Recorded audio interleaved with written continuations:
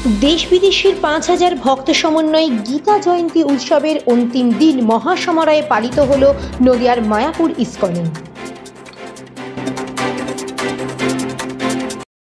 This video is for information and knowledge purpose only.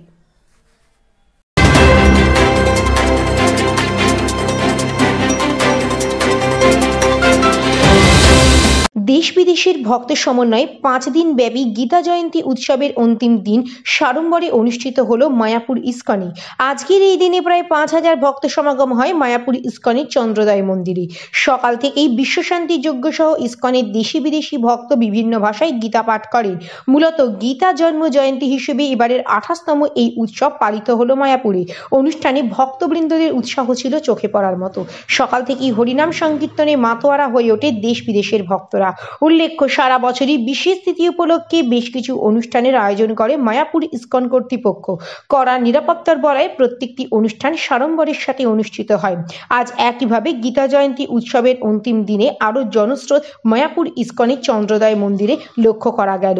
এই বিষয়ে ইস্কনের জনসংযোগ আধিকারিক রসিক গৌরাঙ্গ দাস বলেন, ভগবান শ্রীকৃষ্ণ 5157 বছর পূর্বে ধনুর্ধারী অর্জুনকে গীতার জ্ঞান প্রদান করেছিলেন। এই তিথি উপলক্ষে মায়াপুর ইস্কন মন্দিরে গীতা জয়ন্তী উৎসব পালন করা হলো। আজকের দিনে ভারত এবং বিদেশ থেকে হাজার হাজার ভক্তের সমাগম হয়েছে এই মন্দিরে। এই বিষয়ে তিনি আর কি জানালেন আসুন শুনে নেব।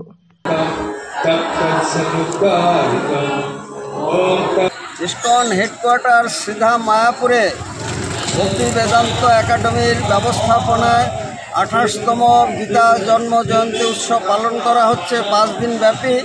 আজ তার অন্তিম দিন। এখানে ভারতবর্ষের বিভিন্ন প্রান্ত থেকে এবং দেশ বিদেশের প্রায় 5000 ভক্তবৃন্দ আজকের এই গীতা অন্তিম দিনে গীতা জয়ন্তীতে উপস্থিত হয়েছেন। সম্পূর্ণ গীতা পাঠ করা হচ্ছে এবং যজ্ঞ করা হবে। সমস্ত কিছু মিলে ভগবান পরমেশ্বর ভগবান শ্রীকৃষ্ণ, যিনি 5157 বৎসর পূর্বে যে ধনুর্ধর শক্তিশালী অর্জুনকে যে জ্ঞান দান করেছিলেন গীতার, সেই গীতার সম্পূর্ণ পাঠ করা হচ্ছে এবং এই তিথিতেই সেটি অনুষ্ঠিত হয়েছিল।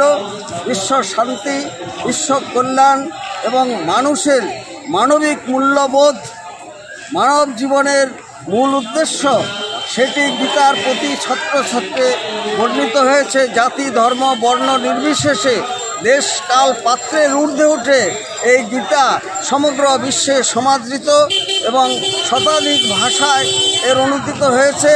আজকের এই শুভ দিনে প্রার্থনা করি গীতার আলোকে উদ্ভাসিত হয়ে সমগ্র বিশ্বে শান্তি আসুক, গীতার আলো ছড়িয়ে পড়ুক বিশ্বব্যাপী।